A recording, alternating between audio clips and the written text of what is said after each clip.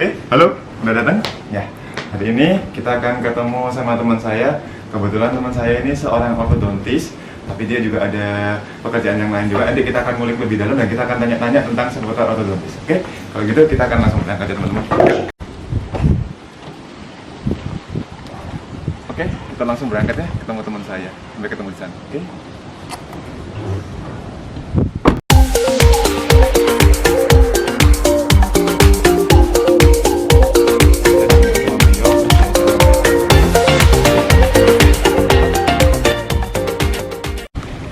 Oke teman-teman, sebelum lanjut nonton video dari saya, jangan lupa untuk subscribe, like, and share. Dan subscribe, like, and share-nya dari teman-teman membuat kami lebih semangat lagi untuk membagikan video seputar dunia kedokteran gigi. Selamat menyaksikan.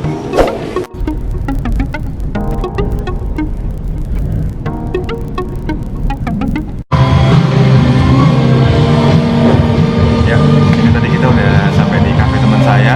Sebelum tadi kita wawancara sama teman saya, ngobrol-ngobrol sedikit. Tadi kita udah ngicipin menunya. Nah, tadi saya pesen fish parmigiana sama kopi latte.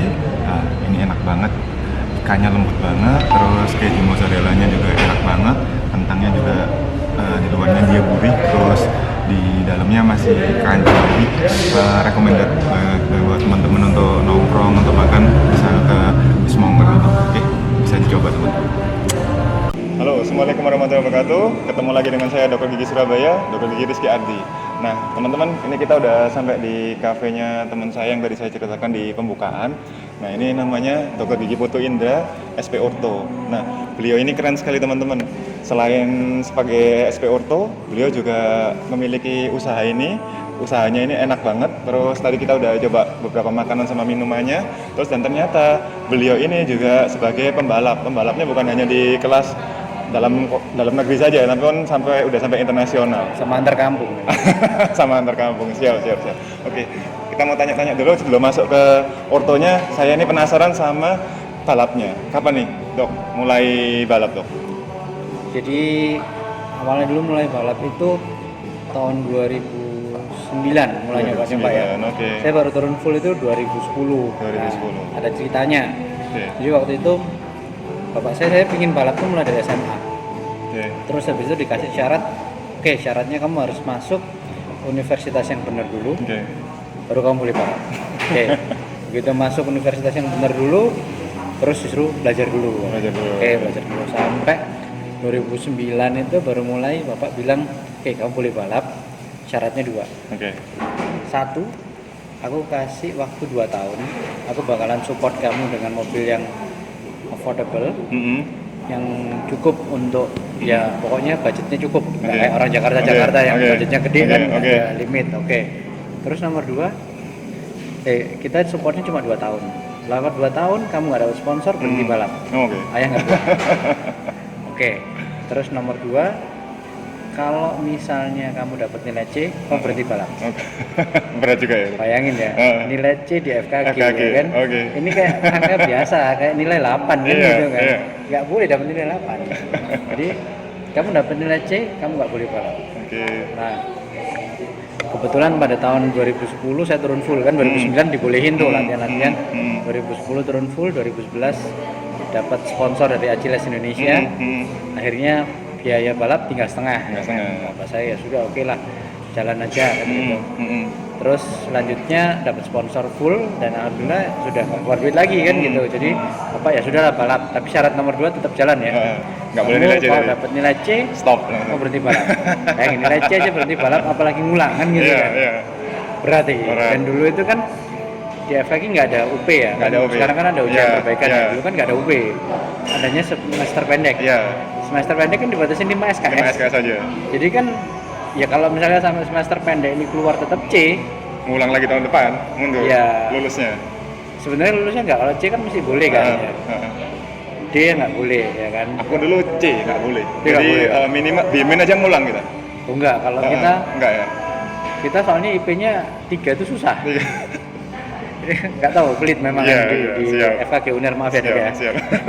Emang dulu memang pelit gitu, jadi dapat C itu sudah alhamdulillah sebenarnya, tapi gara-gara itu ya kita mau nggak mau kan kasih syarat nih, Iya, mau nggak iya. mau latihan balap ya, dan waktu itu turunnya kan di Kejurnas. Yang lain kan nggak mikirin sekolah, saya mikirin sekolah dong. Jadi Fokusnya ya, nyabang ya. belajarnya ya selesai latihan, misalnya Senin ujian, Sabtu ke Jurnas ya harus berangkat ke Jurnas. Hari Sabtu, Minggunya pulang, Minggu malam sampai belajar, terus Seninnya ujian. Sempet waktu itu dapat nilai D Oh, oke. sekali, satu, Oke. 2 SKS, Oke. 3 KM. Wah, takut kan pulang. Aduh, ini gimana nih? Mana bapak saya dosen kan pasti tahu kan. Wah, terus laporan kan. Ya, ada dapat nilai D satu. Kamu udah SP belum? Belum. Ya, ambil SP. Bisa ada kesempatan kan? Begitu ngambil SP keluarnya C. Waduh. Terancam nggak boleh balap. Padahal waktu Izin itu kan balapnya takut kontrak. dicabut ya, terus. Soalnya kontrak, kita kontrak kan nggak boleh mundur kan. Kontestasi nanti. Terus laporan. Ya, dapat berapa C-nya? Satu.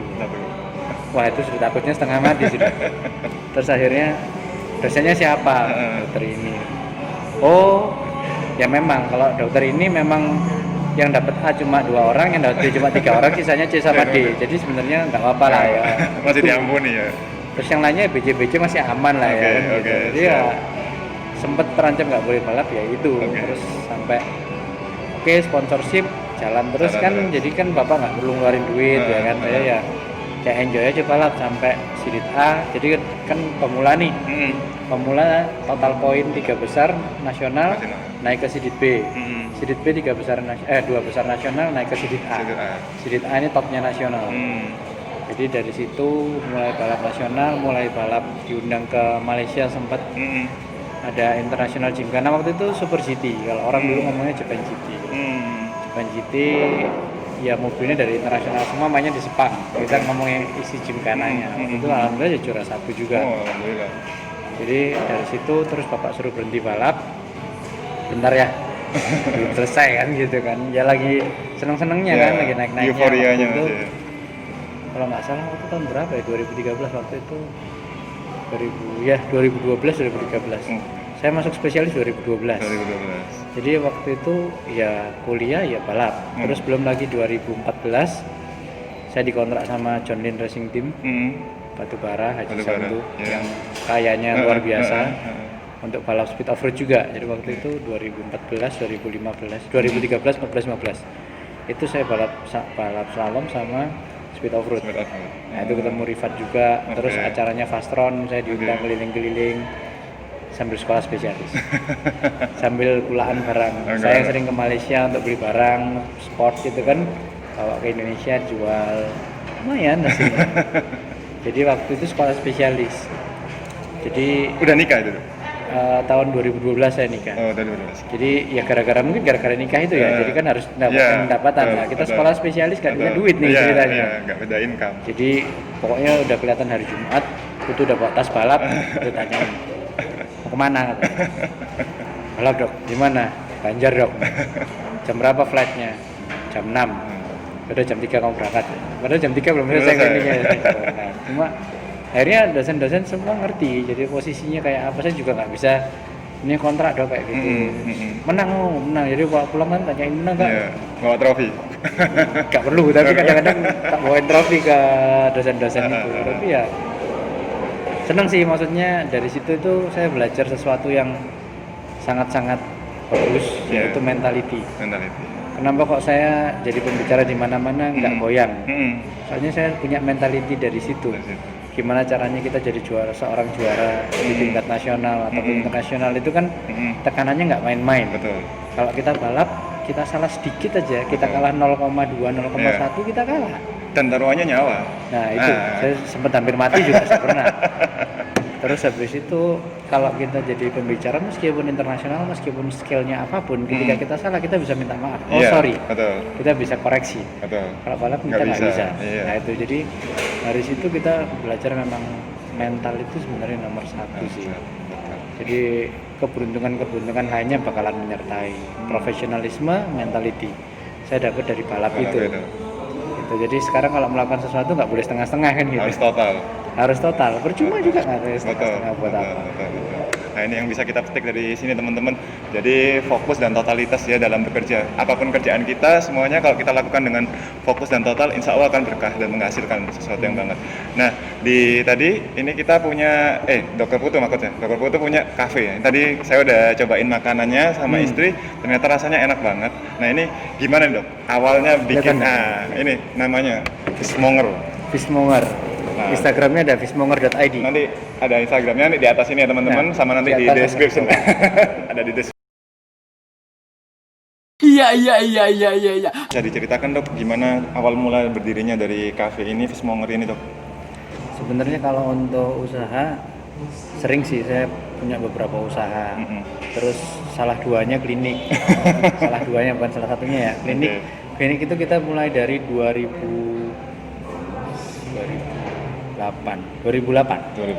Ini kita mulai 2008. Jadi Ars itu mulai 2008 sampai sekarang. Berarti udah berapa tahun? 12 tahun. Ya. Terus habis itu dulu sempat punya bengkel cuci juga sebelah. Tutup gara-gara ternyata kalau dalam bisnis itu banyak intrik juga. Termasuk ada yang nakal. Terus itu kan biasa. Ya, namanya pembelajaran lah. Terus sampai kemarin itu klinik saya ada di sini, ada lahan kosong 2/3. Nah akhirnya datanglah Pak Karno itu, ya beliau juga orang top juga, dari ya dia ownernya salah satu lab besar di Indonesia. Jadi lihatnya itu kan beliau itu pasien saya, dulu pasang Invisalign. Jadi clear aligner itu, terus kemudian lihat ini kok nganggur sih mas sebelah ini. Ayo kita bangun aja. Awalnya mau bangun restoran kecil-kecilan. Oke Pak, ayo Pak kita join yuk. Kita bangun restoran kecil-kecilan di sebelah daripada nganggur, 2/3 tempat nganggur buat apa? Oke Mas, oke ya gitu ya, kita join aja. Ya, sudah mau jalan, begitu mulai, oke kita bangun aja 2 lantai terus ini dilebarin lantai 1 untuk tempat makan ya. Baik lagi tadi, kalau misalnya kita melakukan sesuatu nggak boleh setengah-setengah. Betul, harus total. Dan untuk bisnis itu susah ya. Bisnis itu ada macam-macam, ada yang mau return cepat, ada yang kalau misalnya mau return cepat ya jualan barang aja. Betul. Terus ya kita jadi pihak ketiga, jadi maklar, itu paling cepat, ya kan. Tapi kalau misalnya kita mau membangun sebuah bisnis itu nggak mungkin cepat. Gojek pun perlu berapa tahun untuk mulai booming, untuk membangun brandingnya. Jadi kalau sekarang saya banyak belajar juga dari beliau. Ya akhirnya punya keberanian untuk oke lah kita buka resto. Dan ini juga Fishmonger ini masih baru 2 bulan. Kalau kita sih pinginnya di tahun ini insya Allah kita punya 2 atau 3 cabang. Bukan Fishmonger yang gede ini, Fishmonger Express yang kecil-kecil juga. Jadi sebenarnya banyak sih yang perlu dilakukan. Tapi intinya itu sebenarnya ya Allah sudah ngatur. Jadi waktu saya sibuk-sibuknya ngurusin klinik, dikasihlah corona. Akhirnya saya bisa ngurusin resto selama 2-3 bulan ini kan gitu kan. Karena tutup ya kita ya. Karena kliniknya tutup. Gak bisa praktek kita.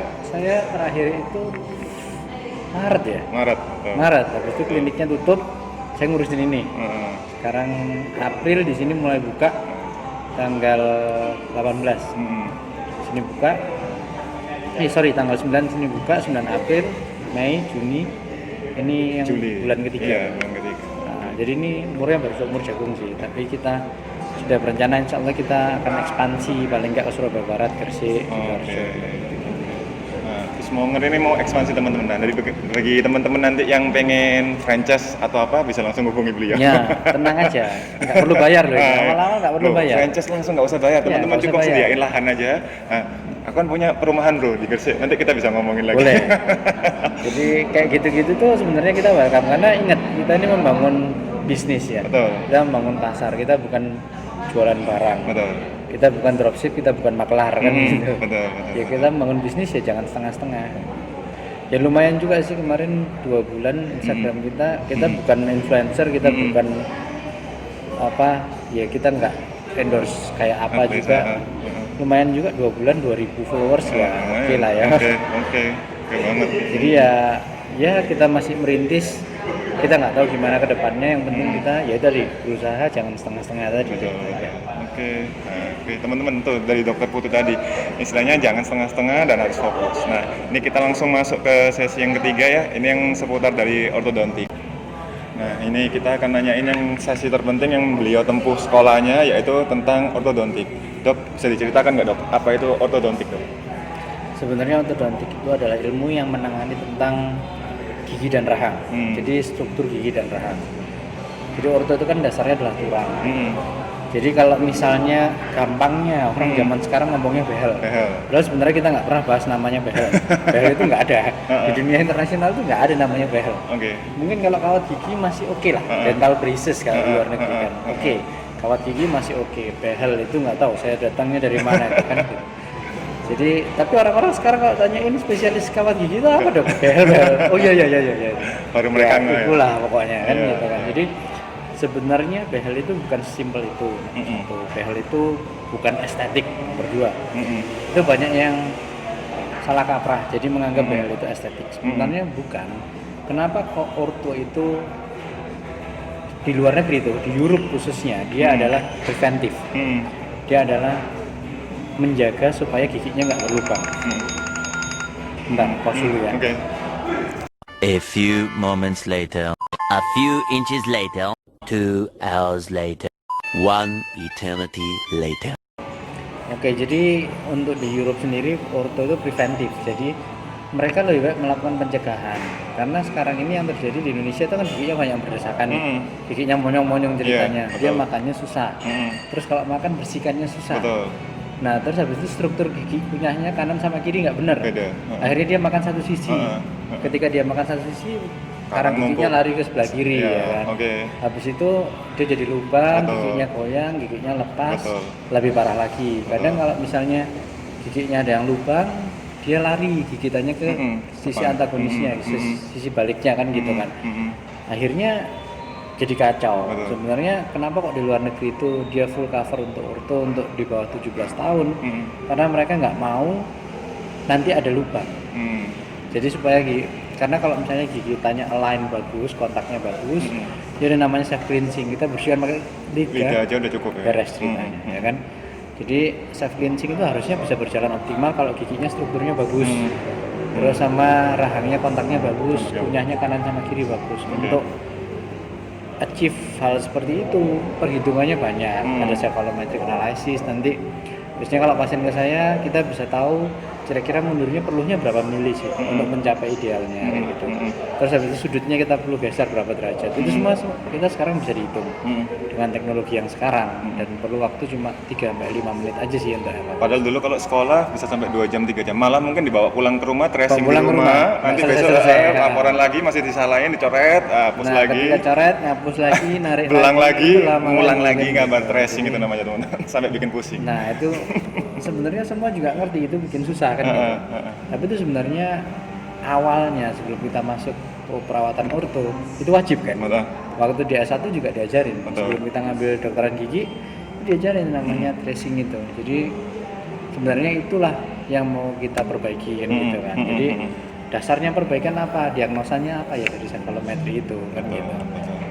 Nah itu yang sekilas tentang orto.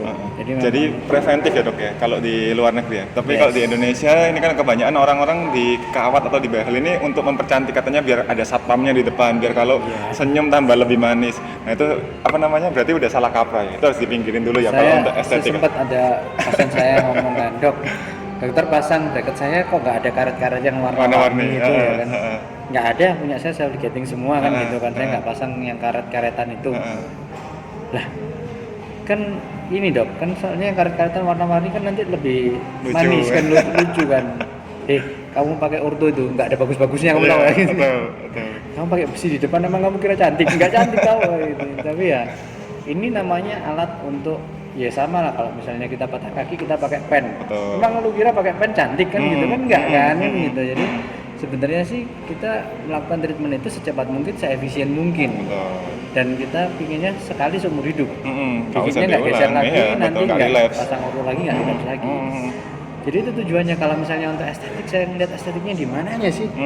Kalian bener apa nggak sih ngomong estetik ini kan gitu. Terus sama orto itu bukan sekedar untuk meluruskan gigi, itu yang harus diluruskan. Jadi kalau untuk meluruskan gigi itu gampang, tinggal pasang aja pakai nanti wire, selesai. Masalahnya itu kontak antara atas sama bawah bener apa enggak. terus kontak gigi depannya bagus apa enggak, kontak makan kanan sama kiri cocok apa enggak kan gitu. Jadi sebenarnya itu yang harus diluruskan, menyelaraskan kanan dan kirinya dok ya berarti karena ya. kan harmonisasi gigi dan rahang gitu. Betul. Nah itu makanya teman-teman saya nggak ngerjakan orto. Nanti kalau ada teman-teman yang mau ngerjakan orto langsung kontak beliau aja. Oke. Jadi emang ya kayak gitulah susahnya sebenarnya. Betul. Karena saya tahu susahnya itu, jadi saya nggak memaksakan diri saya. Dari awal memang kita nggak ngerjakan orto. Oke. Terus dok, seputar dari orto tadi, ada orang yang nanya nih dok ke saya. Kemarin kan saya sempat upload di Instagram sama beberapa sosial media saya bahwa saya mau wawancara dokter. Nah ini siapa yang mau nitip pertanyaannya? Ada yang nitip pertanyaan, kapan sih dok orang ini bisa pakai orto? Di usia berapa awal dininya? Oke, jadi orto itu rentangnya sebenarnya jauh. Kita ada jenisnya juga macam-macam. Nomor satu itu ada removable orto yang lepasan itu biasanya di S1 kan diajarkan kan itu kan. Iya. Jadi untuk usia berapa tuh? Biasanya umur 8-9 tahun kan ya mereka sudah pakai gigi bergantian yang kayak gitu. Itu bisa. Jadi jenisnya orto juga macam-macam tergantung umurnya. Kalau untuk fixed braces yang orang-orang ngomong behel dan kawan-kawan itu orto cekat itu ada sistem lain namanya 2x4 untuk anak-anak. Jadi yang kalau giginya baru keluar 4 depan, gigi geraham kan sudah keluar tuh. Jadi 2 belakang, encourage-nya 4 depan. Itu sebenarnya sudah bisa pakai orto. Cuma saya pribadi sih, saya jarang merawat pasien yang di fase gigi bergantian karena dia ada growth spurt. Jadi pertumbuhan ya dok. Nah, dia lompatan pertumbuhan itu yang harus kita minimum intervention. Jadi kalau kita ya namanya Tuhan ini sudah menciptakan growth ini yang kita tidak terlalu bisa membaca. Kadang kan orang ini, loh kamu 2 tahun lalu datang ke sini mukamu kotak kok sekarang jadi lonjong kan gitu. Nah itu yang kita tidak bisa prediksi.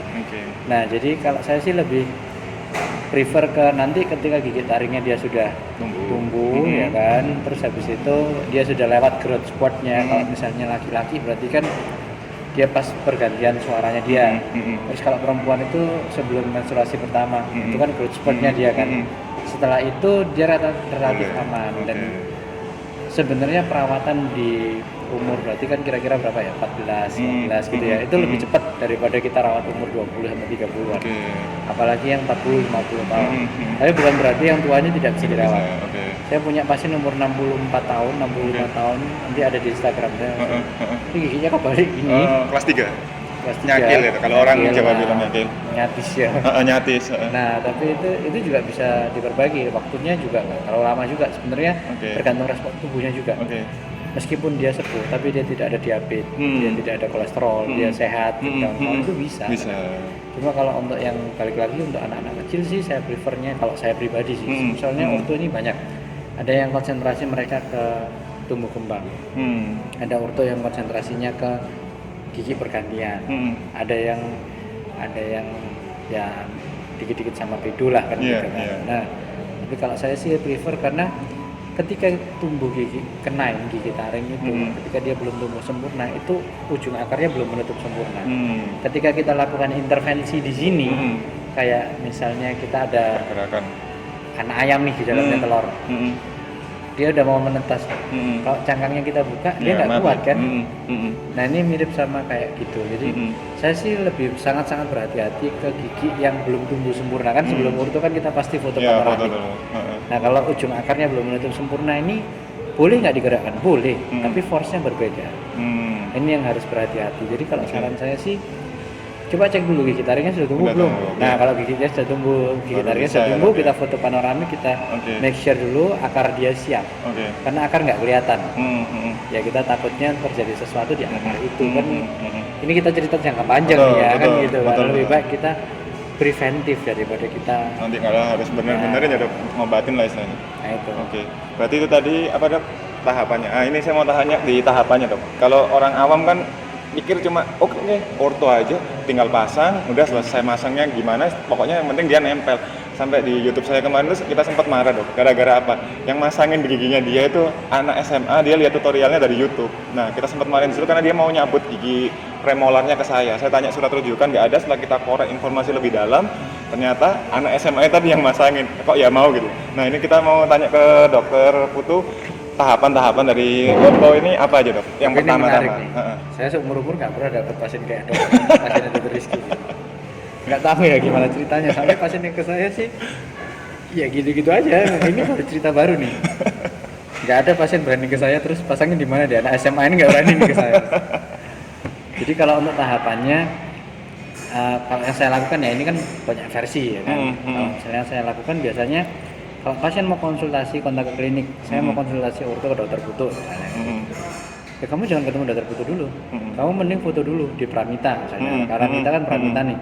Kamu perlu foto panoramik dan cefalometri. Meskipun panoramik di klinik kita ada, misalnya sekali jalan lah. Foto panoramik dan cefalometri di Pramita. Foto itu di email ke saya. Baru set appointment ketemu saya. Karena dari foto itu saya kemarin kebetulan develop app juga untuk analisa itu cefalometrik sama diskrepansi. Dari situ saya sebelum orangnya datang, saya sudah tahu kira-kira seperti apa perawatan yang akan kita lakukan. Jadi dari situ, dari foto cefalometri itu namanya, kita bisa ukur kira-kira giginya ini sudah dalam posisi ideal atau enggak sih. Kalau misalnya ada ideal berdesakan, gimana caranya nangani berdesakan ini. Kalau misalnya giginya keluhannya, dok saya kok tongos ya, tongosnya ini seberapa mili, ini bisa dikoreksi dengan giginya aja atau harus operasi rahang, kan macam-macam nih. Dari situ itu jawabannya bisa ketahuan dari foto cefalometri yang dianalisa pakai app saya. Kebetulan kemarin juga alhamdulillah kita juga dapat hak cipta sih. Gitu. Jadi sebenarnya dan itu teman-teman dokter gigi bisa download itu free. Saya nggak menarik biaya sedikit pun.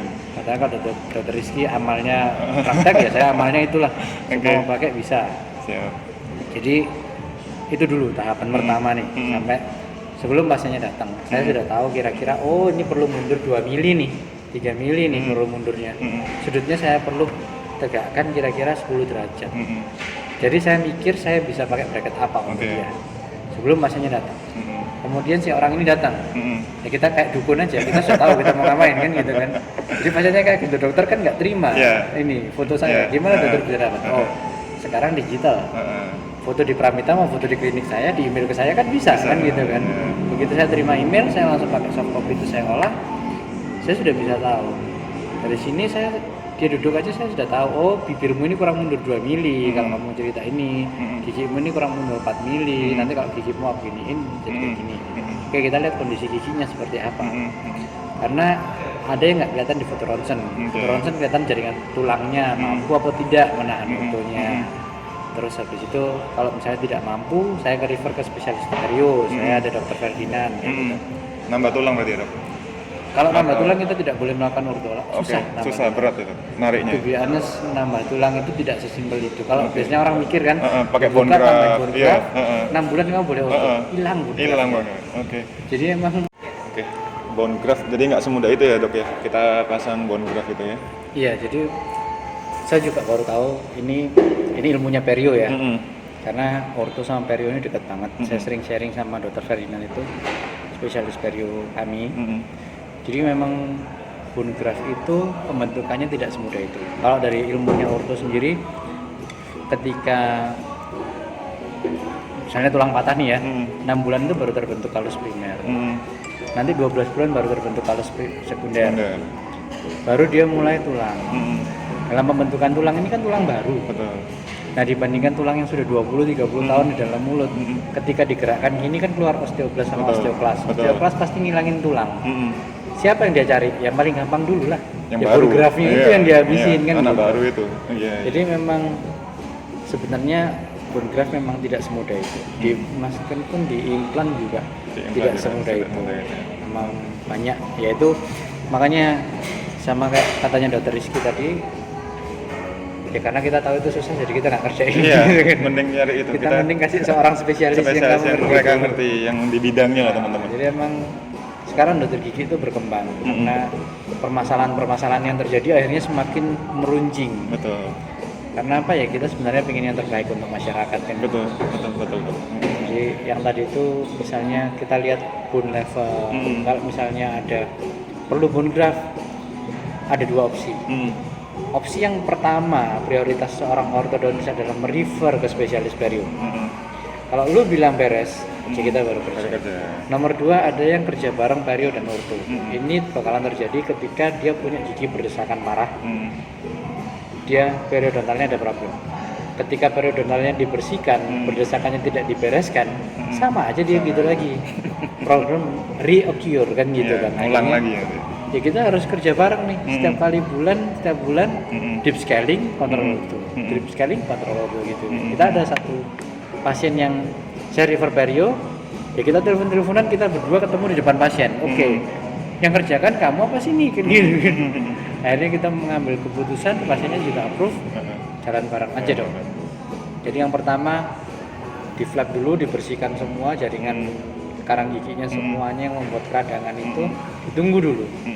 Ketika jaringan perionya sudah siap, sudah lebih baik, kita lakukan perawatan orto, lakukan pencabutan secukupnya, pergerakannya juga low force, tapi setiap bulan kita harus deep scaling terus.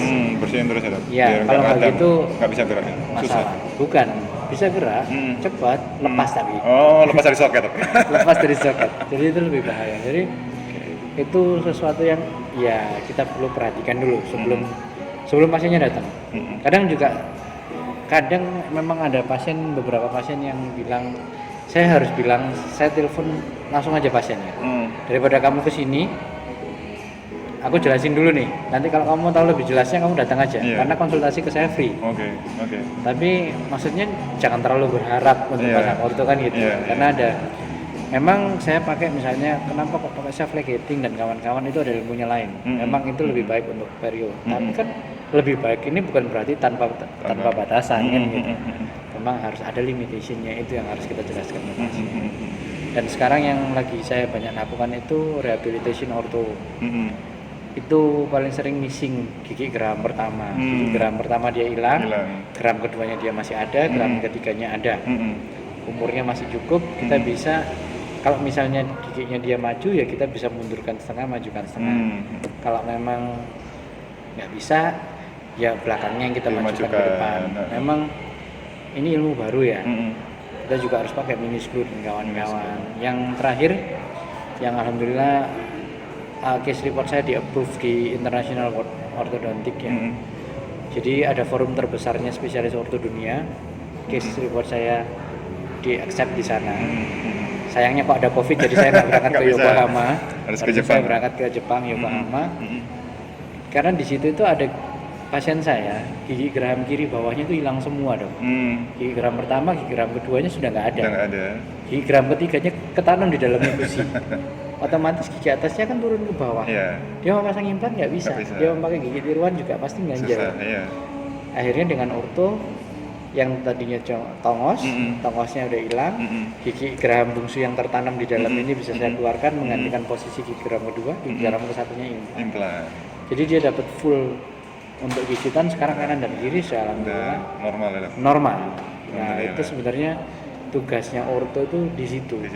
Jadi ada preventif ortodontik, ada rehabilitasi orto. Jadi tapi balik tadi itu, jadi nggak semua pasien bisa digitukan. Term and condition itu harus ada dan itu harus, jadi nggak sembarangan. Jadi memang harus konsultasi dulu. Makanya sebelum pasang pun saya harus make sure kamu tahu yang saya maksud, saya tahu apa yang kamu mau. Oke, treatment plan saya seperti ini, kamu approve apa enggak? Kalau kamu nggak approve, oke, yang kamu nggak approve-nya di mana? Kalau memang misalnya deadlock, ya sudah saya nggak bisa kerjakan ini kan gitu. Dengan ilmu saya, dengan teknik saya, ini yang saya bisa kerjakan. Kan seperti itu. Jadi ya alhamdulillah sejauh ini pasien senang sih, mereka ngerasa ternyata bisa dok ya. Kenapa kok dokter nggak bilang-bilang? Ya karena kita nggak boleh bilang-bilang kayak gitu. Nanti diarani promo. Jadi kita tenang-tenang aja. Jadi kalau misalnya dari temennya ngomong ke temennya, dari referral kayak gitu. Semut. Ya akhirnya ya mau nggak mau karena sebenarnya kita tuh di-approve di internasional. Tapi kita nggak boleh dong berkeluar-keluar kan gitu masalahnya. Itu memang susahnya di situ. Nah itu teman-teman asal perlu tahu juga teman-teman kalau Dokter Putu ini dia pembicara juga di internasional. Jadi istilahnya dia paling muda tapi sekelasnya udah sampai internasional di bidang selain tadi balap juga ortonya juga internasional. Jadi kalau teman-teman pengen langsung aja ke beliau.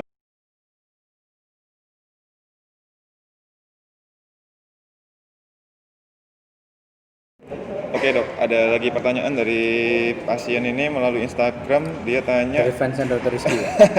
Saya suruh nge-add dokter juga, followers juga. Nah, biayanya berapa nih dok? Untuk ortho dok, untuk bracket atau behel ini dok? Jadi untuk biaya itu kita ada beberapa kelas ya. Tapi kalau misalnya saya sih dua tipe gitu. Saya semuanya pakai bracketnya tipenya self lighting pasif ya. Untuk merek saya sebenarnya disponsori tapi kan nggak enak kalau ngomong gini ya kan. Cuma untuk harga itu nggak mahal juga, tapi yang penting untuk harga harus kontak ke klinik. Untuk harga ada caranya, ada term and conditionnya, tapi klinik yang berhak untuk jawab. Kalau misalnya dikira-kira mahal, ya namanya mahal itu relatif juga kan gitu ceritanya. Kalau dibilang murah juga ya relatif juga. Jadi makanya, tapi intinya kalau di tempat saya sama saya itu konsultasi free. Kalau memang nggak mau pasang orto ke saya, misalnya mau ke dokter lain, mau konsultasi ke saya memang welcome. Kenapa kok kayak gitu? Karena komitmen kami adalah untuk memajukan bangsa Indonesia. Jadi kita juga berkewajiban untuk mengedukasi masyarakat kan gitu ceritanya. Jadi kalau mau konsultasi ke saya free, nggak ada masalah. Datang nggak ngapa-ngapain, cuma ngobrol kondisi gigi saya kayak gini, saya benerin kayak gini, gimana dok? Nggak masalah. Malah kadang pasien saya itu kenapa kok saya minta foto ronsen dulu, di email ke saya, hard copy-nya ini kan pasien punya. Kalau misalnya kamu mau tanya dokter lain silakan, nggak ada masalah gitu, bawa aja nggak apa gitu. Jadi saya cuma perlu soft file-nya. Soft file-nya itu kamu kirim ke dokter lain juga nggak ada masalah. Karena ya itu kita sebagai dokter kita kewajiban juga untuk mengedukasi masyarakat. Betul. Saya seperti konten ini kan dok, saya buat itu memang untuk mengedukasi, bukan untuk istilahnya yang macam-macam lah teman-teman. Jadi oke, ini kita pasien dari apalagi cari pasien ya dok. Nah ini oke, ada pertanyaan lagi dok. Ini ada pasien ini dia udah pakai behel, terus udah dilepas pakai behelnya sekitar 6-7 tahun. Terus dia udah pakai retainer dok. Terus dipakainya ini kalau malam aja. Terus selama 3 bulan ini ternyata retainernya yang atas ini pecah dokter. Nah pecah terus sekarang jadi dia bilang giginya saya ini kok relapse atau kembali lagi ada space-nya. Nah ini tadi dikirimin fotonya sama pasiennya seperti ini dok. Nah ini apa dia perlu pakai retainer atau perlu di perawatan orto bedah atau perlu kira-kira di behel lagi atau kawat lagi gimana dok? Tapi lumayan juga lightingnya fotonya. Kayaknya model gitu. Model. Jadi untuk relapse, jadi kita kategorikan relapse itu ada bermacam-macam. Kalau ini termasuk relapse minor. Relapse minor ada kemungkinan sebenarnya kita ada beberapa teknik yang tidak perlu menggunakan kawat gigi lagi. Pakai retainernya itu saya kok tidak terlalu percaya pasien menggunakan retainer. Bukannya kita skeptis, kita nggak percaya sama pasien loh ya. Sekarang bayangin gini deh, pasien ini sudah treatment sama kita 2 tahun misalnya. Memang pasiennya ngapa-ngapain di giginya? Enggak kan, datang ke kita diem aja, benerin terus pulang. Oh ya, bayar terus pulang ya kan. Terus tapi kan mereka tidak pernah ada effort untuk membuat gigi mereka bagus. Selesai bracketnya dilepas. Kita berikan sesuatu ke pasien itu yang namanya removable retainer. Terus berarti kan artinya pasien harus punya effort untuk menjaga gigi dia untuk tetap seperti itu. Pasien pakai nggak? Jarang. Ya mau alam lah. Jarang kan gitu kan. Kalau misalnya kita jangan bandingin kalau di luar negeri kok nggak relapse. Di luar negeri kasus pencabutan sedikit bro. Di sini kasus pencabutan banyak. Kenapa? Karena hidung kita sama dagu kita ke belakang. Hidungnya pesek. Kan. Jadi giginya kelihatan maju. Kalau orang bule giginya maju, hidungnya mancung, nggak kelihatan. Makanya mereka nggak dicabut juga nggak apa-apa kan gitu. Kalau pencabutan tendensi relapse yang lebih tinggi. Terus dengan pencabutan, terus gigi taringnya ditarik, gigi anterior ditarik, ya otomatis relapse-nya kondisinya lebih tinggi dong. Nah, sebelum masuk ke dia relapse kenapa? Ya sudah, sebelum kita lepas kita harus relapse prevention dulu ya kan, itu jangan sampai dia relapse. Kalau sudah relapse seperti ini, ada opsi namanya. Ya ada sih sebenarnya dia ortho retreatment untuk relapse. Tidak perlu pakai kawat gigi. Tekniknya seperti apa kalau saya jelaskan di sini orang awam juga nggak ngerti juga kan gitu kan. Oke, jadi ada tekniknya seperti itu dan saya juga lagi buat dari 3D printer itu untuk aligner, clear liner yang untuk ngurusin relapse gini. Jadi kita buat aligner untuk gini paling 2-3 step dia akan kembali lagi. Jadi dia pakai clear gitu, kayak clear retainer, tapi dia bisa menggerakkan gigi. Itu ada softwarenya sih, kita sudah punya, dan kita sudah punya. Cuma ya sekarang kena COVID ini jadi terpending. Jadi harusnya karena banyak sih case yang relapse yang kayak gitu-gitu tuh banyak. Nah, coba sih tolong dikonsultasikan lagi ke dokternya.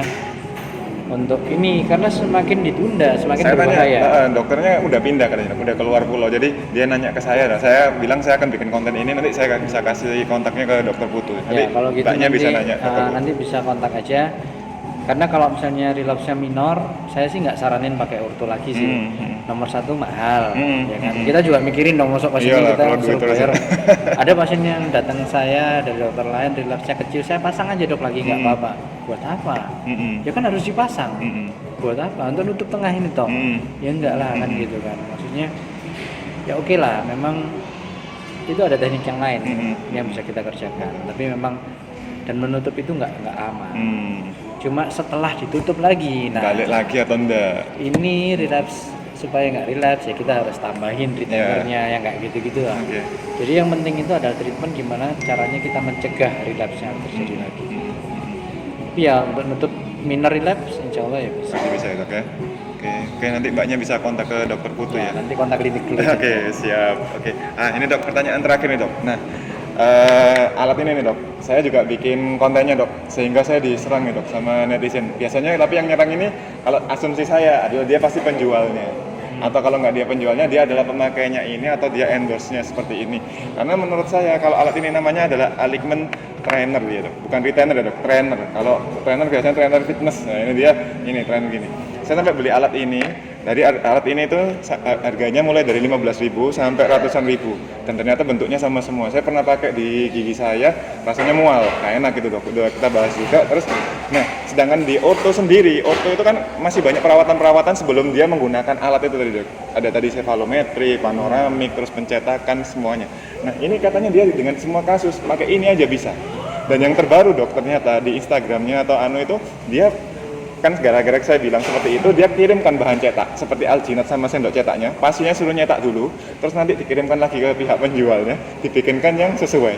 Nah menurut dokter dengan alat ini bisa nggak dok menggerakkan gigi? Oh bisa. Bisa. Jadi kalau mau tanya giginya bisa bergerak apa enggak, bisa. Karena giginya anak pasti bergerak. Oh iya. Ya kan gambarnya kayak gini nih Iya, untuk anak-anak kan. Ini tapi orangnya dewasa dok, yang kan dok. Oh, iya, Dan yang endorse lekungnya segini. Lekungnya cuma segitu, makanya ini yang nyerang saya yang udah dewasa. Jadi di komen-komenan YouTube saya nggak enak itu, ya tetap saya jawabi gitu. Jadi ya sebenarnya ini nomor satu adalah penggunaannya. Kalau misalnya oke, kita ada nggak caranya menggerakkan gigi tanpa pakai kawat gigi? Ada. Namanya aligner. Aligner harganya bukan 15.000. Jadi mungkin nanti sedikit ada video ya. Saya nanti share video gimana caranya kita buat aligner. Jadi membuat aligner itu tidak sesimpel itu. Oke, cetak bisa. Kita biasanya pakai intraoral scan. Intraoral scan sekarang kena COVID. Jadi kan ini nggak bisa masuk sterilizer yang autoclave. Jadi kita nggak boleh pakai lagi. Jadi setelah dari situ ada prosesnya lagi. Dari hasil scan ini 3 dimensi bro. Habis dari 3 dimensi kita masukin ke sistem software. Dalam software ini kita bisa membuat gigi ini untuk align kontaknya bagus.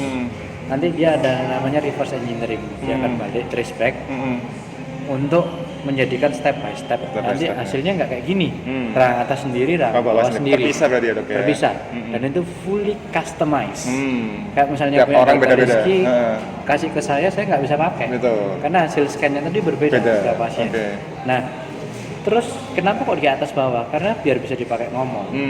Optimal usage of the aligner itu 22 hours a day. Jadi maksimalnya kalau mau menggerakkan gigi, dia pakai itu 22 jam per hari. Kalau kawat gigi nggak usah ditanya, 24 jam per hari. Jadi kalau misalnya dia pakai itu 22 jam per hari, artinya dia harus ngomong dong. Dia ngomong harus pakai atas dan bawah dong. Nggak mungkin ngatur kan? dong. Nggak mungkin ngatur. Jadi kalau untuk tanya bergerak nggak, ini bergerak ini relatif. Tapi kalau dengan saya jawab kayak gitu kan artinya maksudnya kan. Kalau misalnya kita pakai itu untuk menggerakkan gigi itu perlu teknologi sejauh itu, dan kita pakai 3D printer yang sufficient untuk 0,3 mikron ini. Jadi presisinya, tingkat kepresisian untuk menggerakkan akurat. Gigi. Karena menggerakkan gigi ini 10 hari itu 0,25 mili. Jadi kalau misalnya dengan seflex ini dia kan nggak bisa ukur 0,25 mili, dan itu constant force. Kalau force-nya keras, lembut, giginya bisa lepas. Iya. Kan nggak cabut Betul, ceritanya kan betul. gitu. Oke. Nah, optimal usage-nya 22 jam per hari. Oke. Harus dipakai makan. Harus dipakai ngomong. Makan ada yang bisa dipakai makan lunak boleh, ada yang nggak bisa kan gitu. Tapi artinya 22 jam per hari kalau misalnya pakai kayak ginian ya step Curry aja pakai waktu main basket doang kan gitu kan ceritanya. Kalau ini penjualnya bilang ngeklaim dia cuma dipakai malam hari aja dan 3 bulan udah rampung dong. Ya. 3 bulan rampung akhirnya udah nggak usah dianu dibuang. Ya, mungkin ilmunya spesialis orto belum sampai ke sini Iya, kan gitu. makanya kan. itu kita ambil positifnya aja. Ilmu perdukunannya belum sampai ke sini kita kan. Karena untuk penggerakan gigi tadi kita sudah cerita tentang gimana caranya ngatur kalau misalnya tulang kita juga harus hitung kayak gitu. Ini sudutnya juga Harus diperhatikan ya dok. untuk kita mundur 2 mili aja kayak gini nggak mungkin bisa. Nggak mungkin bisa. Gitu. 2 mili nggak cukup tempatnya di sini kan. Gitu. Kecil banget. Jadi untuk liner ini ya nggak tahu ya, nanti kalau misalnya ada yang mau tanya ke saya ya tanya aja, mau nyerang saya nggak apa-apa, tenang aja gitu. Tapi maksudnya ya logik aja sih kan gitu. Iya. Oke teman-teman, nanti kalau ada teman-teman yang ingin bertanya langsung seputar orto, nanti saya kasih linknya di deskripsi, sama nanti saya cantumin Instagramnya, sosial media dan kontaknya langsung Dr. Putu Indra. Nanti teman-teman bisa langsung kontak. Oke, sesi kita sama Dr. Putu Indra yang luar biasa ini kita Yang biasa akhiri aja. dulu. Yang biasa di luar makanya. Beliau udah nggak pulang 3 bulan. Jadi beliau ini Papa rock and roll. Papa nggak pulang. Jomblo. Tapi Papa bawa uang ya dok ya? Belum sekarang. Oh, belum. Transfer. Terus. Transfer terus ya dok. Oke. Nah kita akhiri dulu teman-teman. Kita mohon maaf kalau ada salah kata. Wabillahi taufiq wal hidayah. Assalamualaikum warahmatullahi wabarakatuh. Thank you.